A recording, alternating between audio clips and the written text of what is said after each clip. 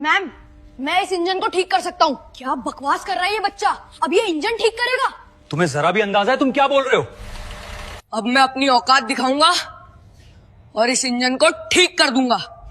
साल 2023 का अगस्त महीना था।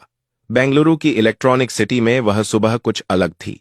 आम दिनों में जहां तकनीकी कंपनियों के बाहर कॉफी की खुशबू, कारों की कतारें और कर्मचारियों की हंसी गूंजती रहती थी, उस दिन वहां एक अजीब सी खामोशी पसरी हुई थी। सड़क के बीचों बीच कांच और स्टील से बनी एक भव्य इमारत खड़ी थी जिसका नाम था आर्यावर्त रोबोटिक्स लिमिटेड। यह वही कंपनी थी जिसने भारत को आर्टिफिशियल इंटेलिजेंस और इंडस्ट्रियल ऑटोमेशन की दुनिया में नई पहचान दी थी। दुनिया के कई देशों में इसकी मशीनें काम कर रही थीं, लेकिन आज उसी इमारत के भीतर जैसे कुछ मर चुका था। पिछले 10 दिनों से कंपनी का सबसे अहम और सबसे महंगा प्रोजेक्ट पूरी तरह बंद पड़ा था। एक 120 करोड़ रुपए की लागत से बनी हाइड्रोलिंक H9 100 नाम की विशाल ऑटोमेशन मशीन, जो पूरे प्रोजेक्ट की रीढ़ थी, अचानक ठप हो गई थी। इस मशीन के बंद होते ही पूरी उत्पादन प्रक्रिया रुक गई थी। हर दिन करीब 2 करोड़ रुपए का नुकसान हो रहा था। 10 दिन में 20 करोड़ से ज्यादा का घाटा, और उससे भी बड़ा नुकसान कंपनी की साख का था। आज तक आर्यावर्त रोबोटिक्स में ऐसा कभी नहीं हुआ था। देश और विदेश से बड़े बड़े इंजीनियर बुलाए जा चुके थे। जर्मनी, जापान और दक्षिण कोरिया से आई टीमों ने मशीन का हर हिस्सा जांचा। सेंसर बदले गए, वायरिंग दोबारा की गई, सॉफ्टवेयर फिर से डाला गया, लेकिन मशीन टस से मस नहीं हुई। लाल चेतावनी लाइट लगातार जल रही थी, जैसे मशीन चुपचाप कुछ कहना चाहती हो, लेकिन कोई उसकी भाषा समझ नहीं पा रहा हो। इमारत के सबसे ऊपर कांच की दीवारों से घिरे मीटिंग रूम में वेदांत मल्होत्रा खड़े थे। लंबा कद, सादी सफेद शर्ट, बिना टाई, आंखों के नीचे नींद की कमी के गहरे निशान। वेदांत टेक्नोलॉजी की दुनिया का बड़ा नाम थे। शून्य से इस कंपनी को खड़ा किया था उन्होंने, लेकिन आज उनकी आंखों में आत्मविश्वास नहीं, चिंता और डर साफ दिख रहा था। उन्होंने गुस्से में टेबल पर हाथ मारा और कहा कि 10 दिन हो गए और अभी तक मशीन चालू नहीं हुई। क्या हम बच्चों की तरह कंपनी चला रहे हैं? कमरे में खड़े इंजीनियर सिर झुकाए खामोश थे। एक सीनियर इंजीनियर ने कांपती आवाज में कहा कि सर, हमने हर सिस्टम चेक कर लिया है। Sensor, control unit, hydraulic system, software, सब कुछ सही दिख रहा है। दूसरे इंजीनियर ने बताया कि जर्मनी की स्पेशल टीम भी 3 दिन से लगी हुई है, लेकिन असली समस्या पकड़ में नहीं आ रही। वेदांत ने गहरी सांस ली। गुस्सा अब चिंता में बदल चुका था। उन्होंने सख्त लहजे में कहा कि आज पूरा सिस्टम फिर से शुरू से चेक होगा और शाम तक रिपोर्ट चाहिए। मीटिंग खत्म हुई। वेदांत थके हुए कदमों से लिफ्ट की ओर बढ़े और नीचे आए। जैसे ही वह गेट के पास पहुंचे, उनकी नजर फुटपाथ पर बैठे एक लड़के पर पड़ी। उम्र करीब 15 साल, फटे हुए कपड़े, घुटनों तक जमी धूल, एक हाथ में जूते चमकाने का ब्रश और दूसरी तरफ पॉलिश की बोतल। वह जूते पॉलिश कर रहा था, लेकिन उसकी आंखें जूतों पर नहीं थीं। वह सामने खड़ी आर्यावर्त रोबोटिक्स की ऊंची इमारत को लगातार देख रहा था, जैसे उस कांच के भीतर उसका कोई सपना कैद हो। उस लड़के का नाम आरव था। वेदांत ने उसे बस एक नजर देखा और फिर आगे बढ़ गए। उन्हें क्या पता था कि यही लड़का कुछ ही घंटों बाद उनकी जिंदगी का सबसे बड़ा मोड़ बनने वाला है। आरव हर दिन यहां आता था। सुबह जूते पॉलिश करता, दोपहर में चाय वाले की मदद करता और शाम को फिर इसी जगह बैठ जाता। लेकिन वह बाकी बच्चों जैसा नहीं था। उसकी नजरें हमेशा कंपनी के मशीन सेक्शन की ओर टिकी रहती थीं। आज भी अंदर इंजीनियरों की भाग दौड़ चल रही थी। अलार्म की आवाजें गूंज रही थीं। लाल चेतावनी लाइट अब भी जल रही थी। आरव ने धीरे से खुद से कहा कि 10 दिन से मशीन बंद है, लेकिन ये लोग गलत जगह देख रहे हैं। असली समस्या तो बैकअप यूनिट में है। उसकी आवाज इतनी धीमी थी कि कोई सुन नहीं सकता था, लेकिन उसका दिमाग बहुत तेज चल रहा था। उसे पता था कि कोई उसकी बात नहीं सुनेगा, क्योंकि दुनिया जूते पॉलिश करने वाले बच्चों की बात नहीं सुनती। किसी को नहीं पता था कि यह बच्चा दिन में सड़क पर बैठता है और रात में मशीनों से बातें करता है। किसी को नहीं पता था कि उसकी जिंदगी कितनी खामोशी में लड़ रही है। आरव इमारत को देखते हुए मन ही मन बोला कि काश उसे बस 5 मिनट मिल जाएं, सिर्फ 5 मिनट। वह इस मशीन को ठीक कर सकता है, लेकिन किस्मत हर किसी को मौका सीधे नहीं देती। अक्सर वह पहले इम्तिहान लेती है, और आरव का इम्तिहान अब शुरू होने वाला था। आरव के लिए वह इमारत सिर्फ कांच और स्टील का ढांचा नहीं थी, वह उसके लिए एक सवाल थी, एक चुनौती थी, और कहीं न कहीं एक सपना भी। दिन भर सड़क किनारे बैठकर जूते पॉलिश करते हुए भी उसका मन वहीं अटका रहता था। ब्रश उसके हाथ में चलता रहता, लेकिन दिमाग मशीनों के भीतर घूमता रहता। लोग आते, जूते चमकवाते और चले जाते। कोई उसके चेहरे की तरफ ठीक से देखता भी नहीं था। सबके लिए वह बस एक गरीब बच्चा था, जिसे दिन के अंत में कुछ सिक्के मिल जाएं, वही काफी था।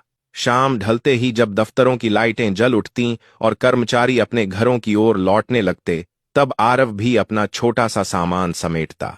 उसके कदम तेज नहीं होते थे, लेकिन मन में एक बेचैनी रहती थी। उसे जल्दी थी, क्योंकि रात उसका असली स्कूल होती थी। वह स्कूल जहां किताबें नहीं थीं, ब्लैक बोर्ड नहीं था, लेकिन मशीनें थीं, जंग लगे औजार थे, तेल की गंध थी, और एक बूढ़ा आदमी था जो उसकी जिंदगी का सबसे बड़ा गुरु था। वह बूढ़ा आदमी आरव का नाना था। शहर के एक पुराने मोहल्ले में तंग गलियों के बीच उनका छोटा सा गैराज था। टिन की छत, दीवारों पर जमी ग्रीस, कोनों में पड़े टूटे पंखे, पुराने जनरेटर और अधखुले स्कूटर। बाहर से देखने वाला कोई भी आदमी कह देता कि यह जगह कबाड़ से भरी है, लेकिन आरव के लिए यह जगह किसी मंदिर से कम नहीं थी। यहीं उसने मशीनों की भाषा सीखी थी। नाना कभी इसी आर्यावर्त रोबोटिक्स में सीनियर इंजीनियर हुआ करते थे।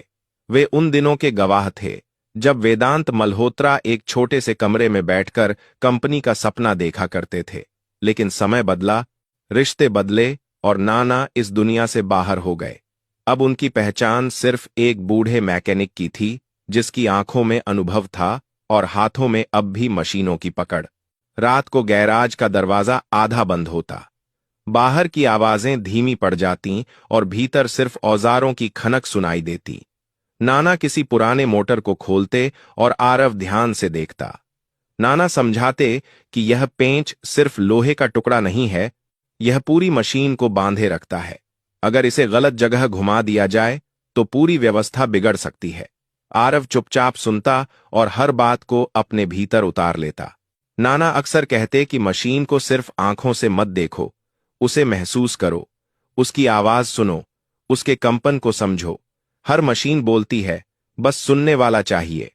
आरव मुस्कुरा देता। उसे यह सब अजीब नहीं लगता था, क्योंकि वह सच में मशीनों की आवाज सुन सकता था।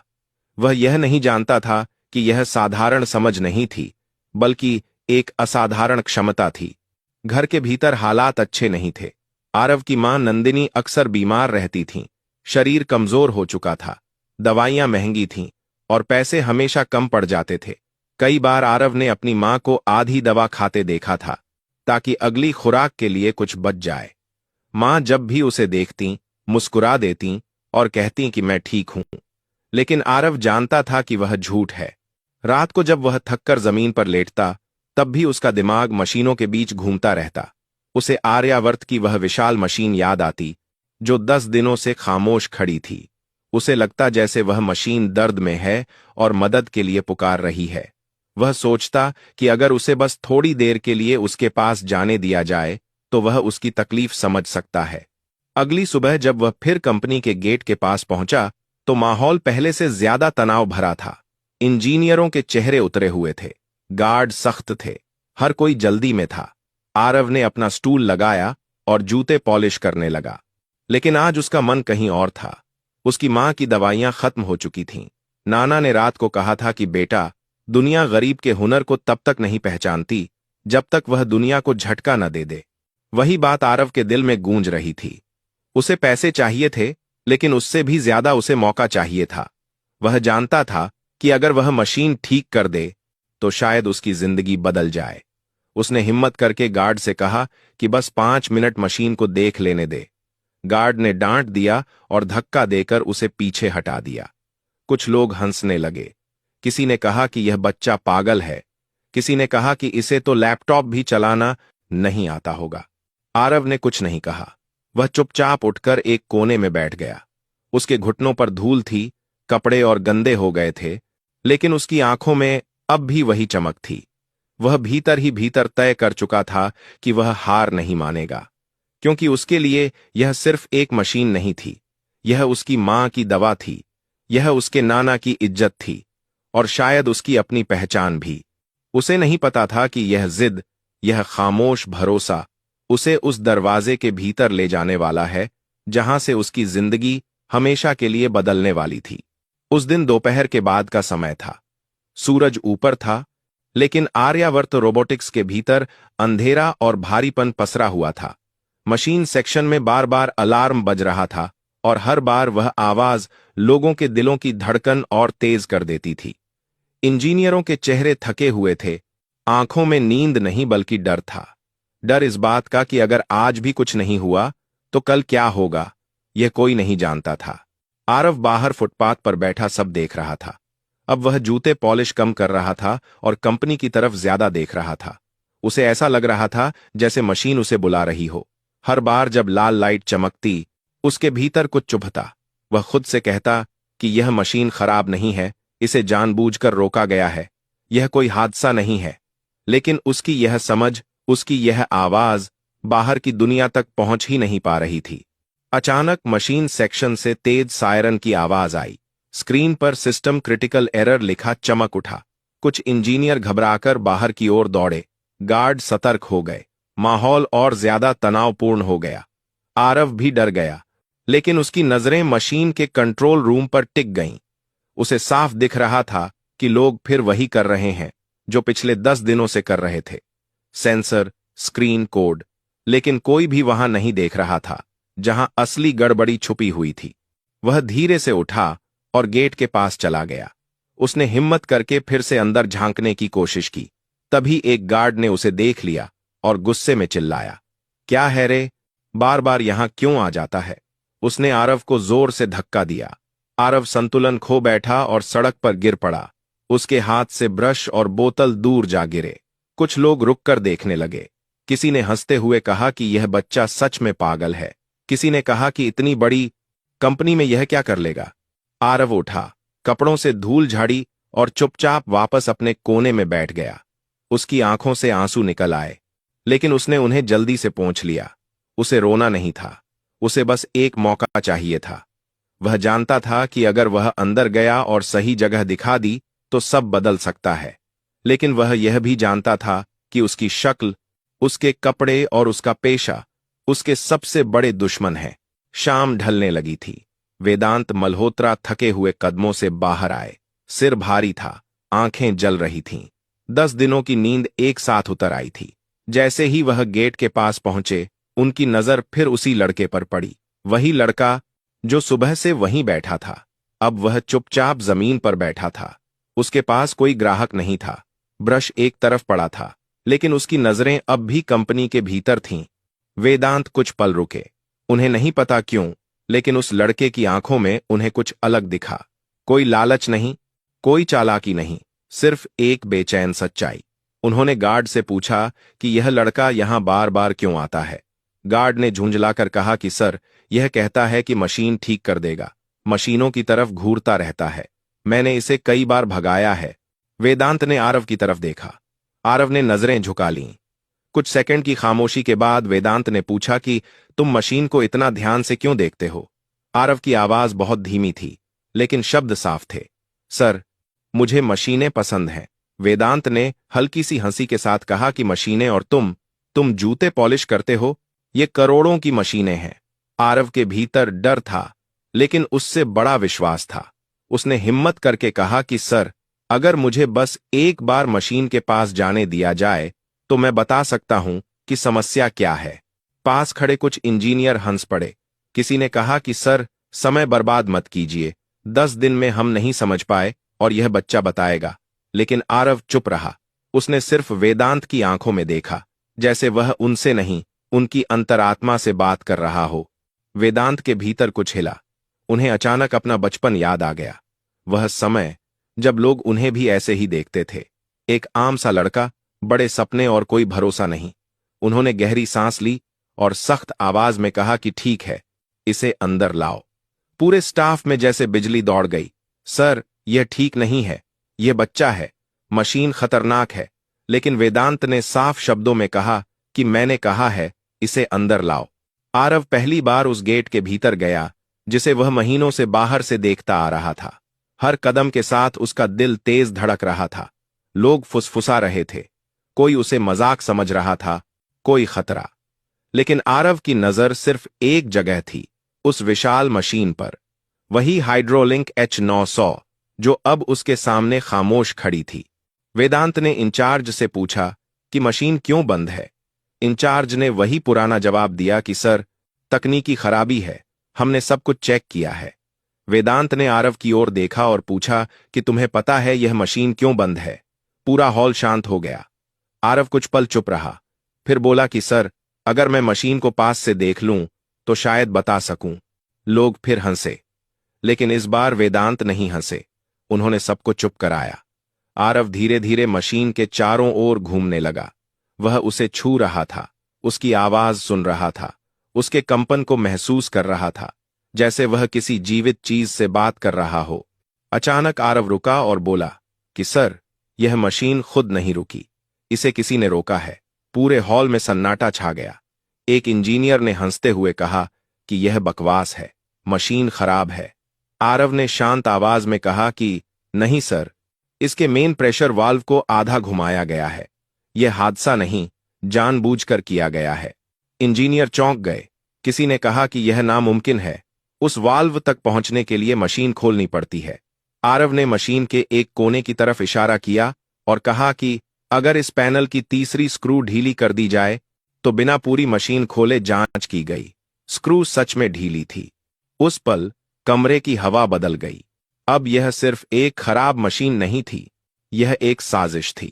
और उस साजिश को सबसे पहले पहचानने वाला एक जूते पॉलिश करने वाला बच्चा था। कमरे में अचानक ऐसा सन्नाटा छा गया था जैसे किसी ने हवा को भी रोक दिया हो। मशीन सेक्शन, जो कुछ देर पहले तक शोर और बहस से भरा था, अब बिल्कुल शांत था। सबकी निगाहें कभी उस ढीली स्क्रू पर जातीं, कभी आरव के चेहरे पर। किसी के पास बोलने के लिए शब्द नहीं थे। 10 दिनों से जिन इंजीनियरों की समझ यहां आकर ठहर गई थी, वहां एक 15 साल का बच्चा बिना किसी औपचारिक पढ़ाई के साजिश की तरफ इशारा कर चुका था। वेदांत मल्होत्रा ने गहरी सांस ली।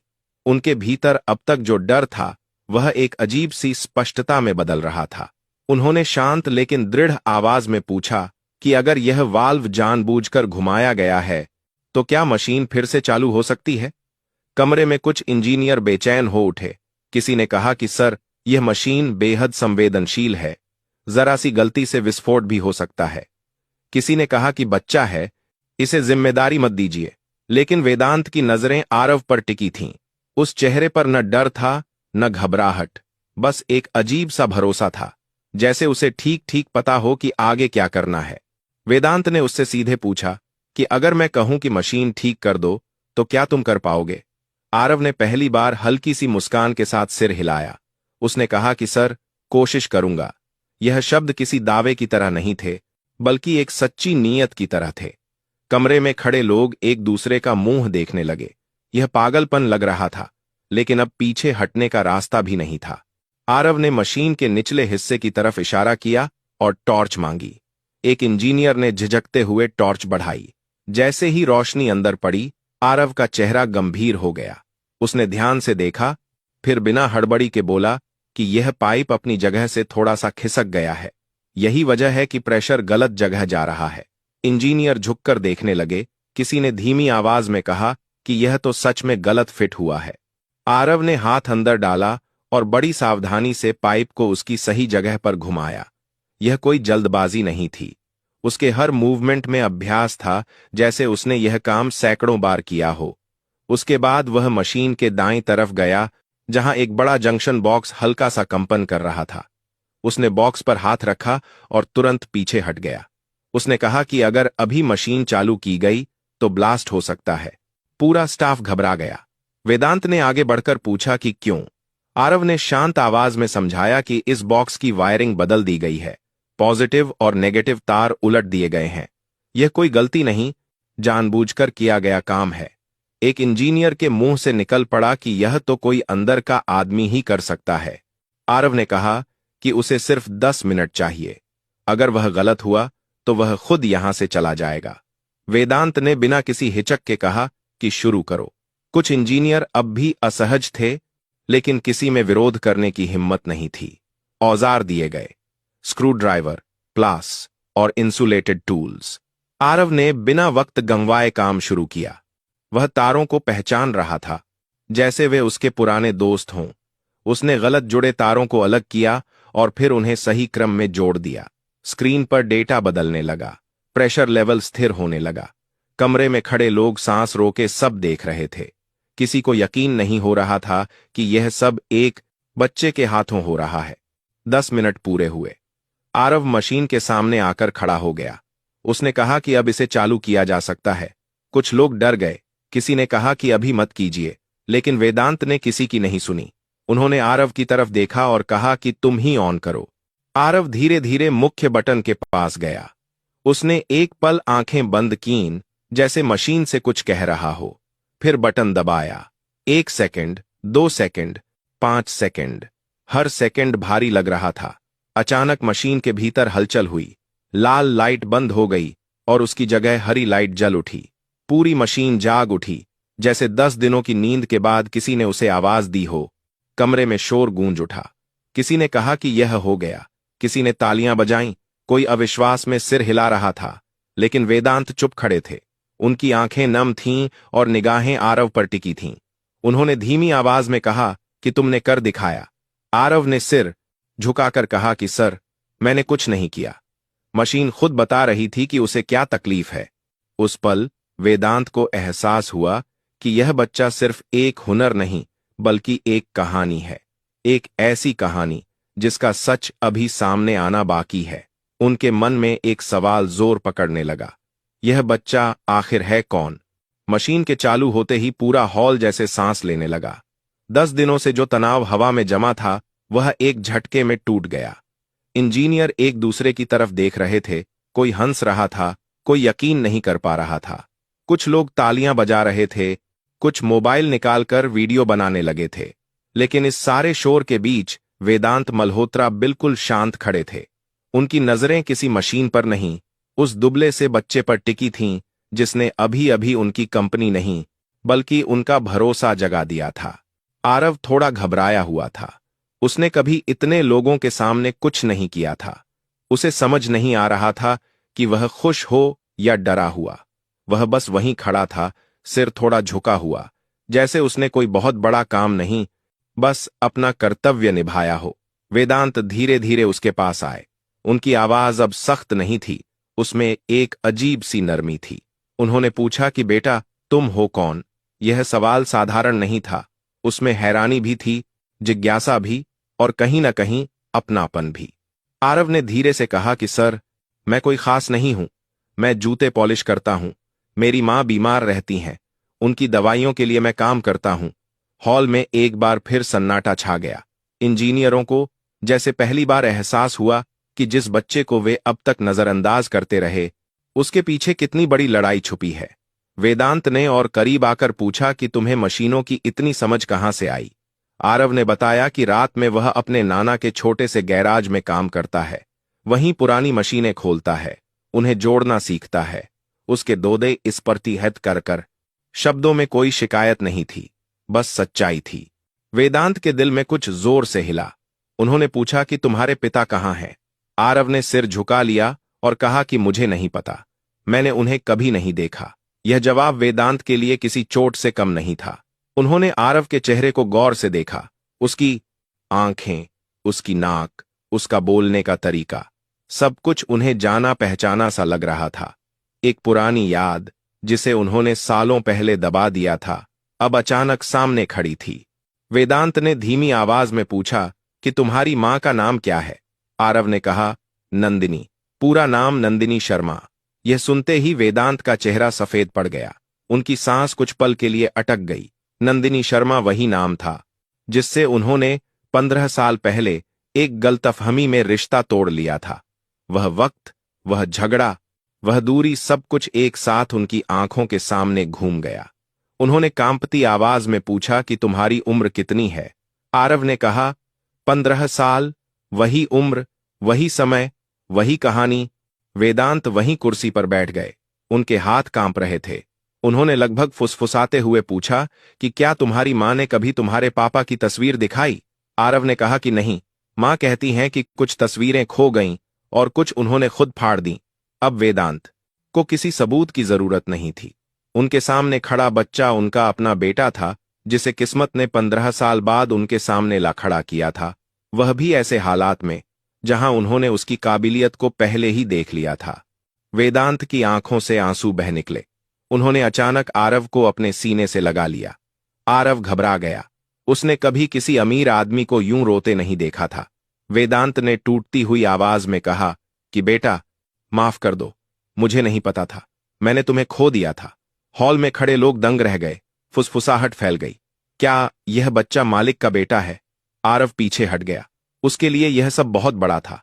उसने डरते हुए कहा कि सर, ऐसा मत कहिए, हम बहुत गरीब हैं, मेरी मां बहुत तकलीफ में है। वेदांत ने उसका चेहरा दोनों हाथों में लिया और कहा कि गरीबी किसी रिश्ते को नहीं बदलती। अगर तुम मेरे बेटे हो तो तुमने आज सिर्फ एक मशीन नहीं, मेरी पूरी जिंदगी ठीक कर दी है। अगले दिन डीएनए जांच हुई।